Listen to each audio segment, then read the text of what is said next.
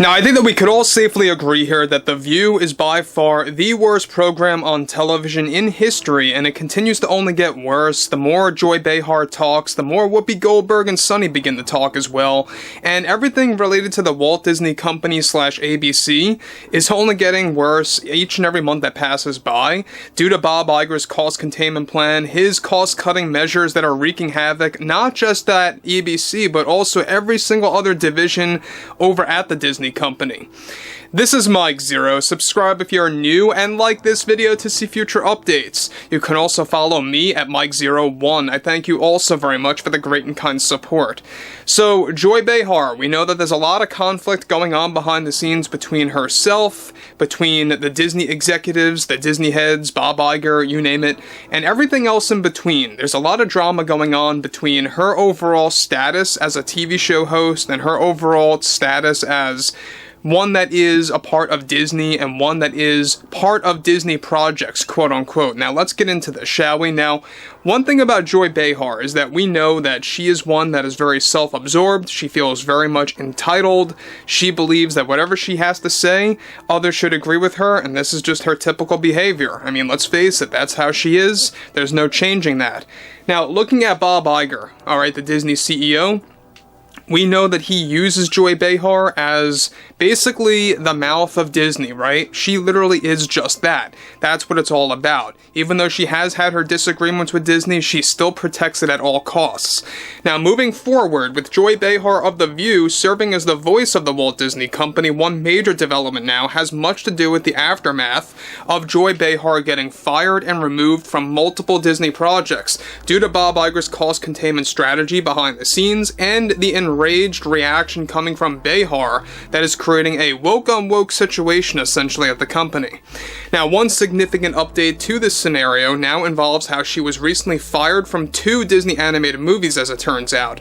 One of which was going to be an untitled one where she played a queen in a new animated film that's a mixture of Alice in Wonderland and Shrek. As it turns out, she was supposed to be paid roughly $7 million for this project, where she was planned originally to be the main character of this new 2026 Disney movie that is already going through massive budgeting cuts, along with Whoopi Goldberg also getting removed from the project, as Bob Iger and the Disney heads are beginning to follow new cast hires that will be cheaper in the long run. In addition to this, Behar is already removed and fired from another animated film that's going to be very recognizable to you guys, where she was going to play a major role in Toy Story 5, which currently is in active development. This is another 2026 Disney animated film by Pixar, which is another Disney division that's been going through massive firings across the board for its employees and cast members. Now, Behar was reportedly going to be paid an estimated $4 to $5 million for her supporting character role in Toy Story 5 for that year. Her character design was best described to be a toy that resembled a stuffed animal that was best described to be a swan in nature. This character was quickly removed, however, after Joy Behar's firing as Bob Iger and backing off on some characters to reduce the amount of cast members attached to Toy Story 5, Behar is already taking next steps to push with legal action against the Walt Disney Company after her firing from these 2 projects and also missing out on millions of dollars. She reportedly had a heated exchange with Pixar executives and the Disney heads, and is looking to also make a case against Bob Iger, who is the Disney CEO. However, her contract was reportedly only partially signed, and there are some complex aspects to her contract that Disney claims was incomplete, and that there would of course also be no valid case for her to pursue against them. Now, Behar, however, is still moving forward to go against the Walt Disney Company to get something out of the situation that went downhill recently due to Bob Iger's damage control for the company. In addition to all of this, Behar also is attempting to make a case against Bob Iger himself for the one who initiated his cost containment strategy for ABC, which resulted in a large cutback on her salary by millions for the 2025 year. This is already creating an uproar from not just Behar, but the entire host panel of The View. Behar must, of course, be engaged in this overall scenario, obviously, guys, to really get things done her way. This is, after all, how she acts in nature. She's very self-absorbed. Continuing on.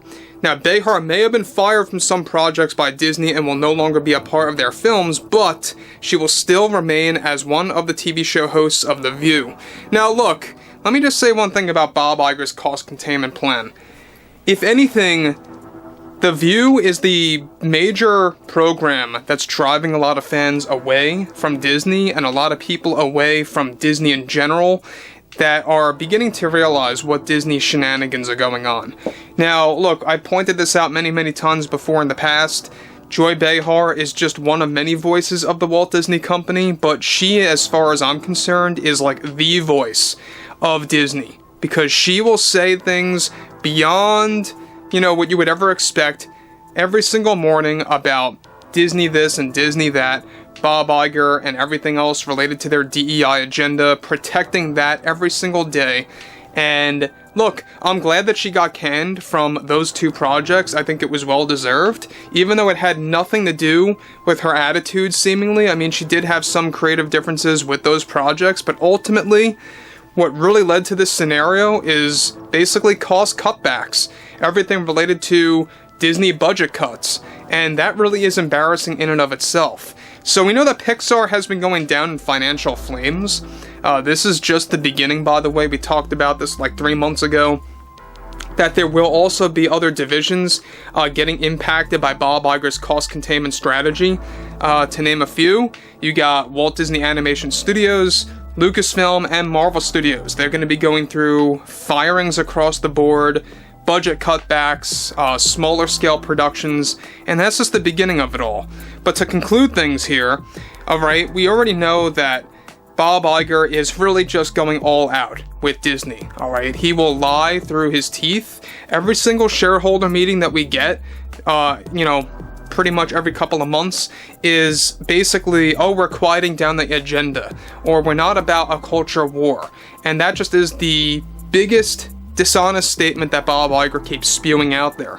So look, Joy Behar, I mean, with the nonsense that she has been saying recently on The View, I'm glad that things really turned out this way. The less Behar, the better as far as I'm concerned, right?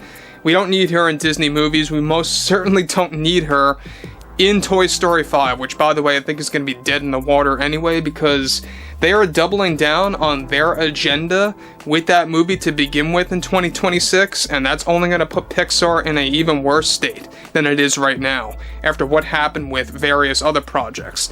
So look, we have Inside Out 2, that's going to be another Disney challenge this month, and it's going to be interesting to see what happens there.